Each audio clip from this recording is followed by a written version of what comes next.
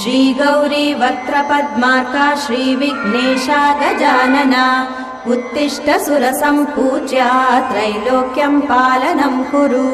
श्रीगौरी वक्त्रपद्मार्का श्रीविघ्नेशा गजानना उत्तिष्ठ सुरसम्पूज्या त्रैलोक्यं पालनं कुरु। उत्तिष्ठोत्तिष्ठ हेरम्बा उत्तिष्ठ गणनायका उत्तिष्ठ करुणापूर्णा भक्तानां भाग्यदायका।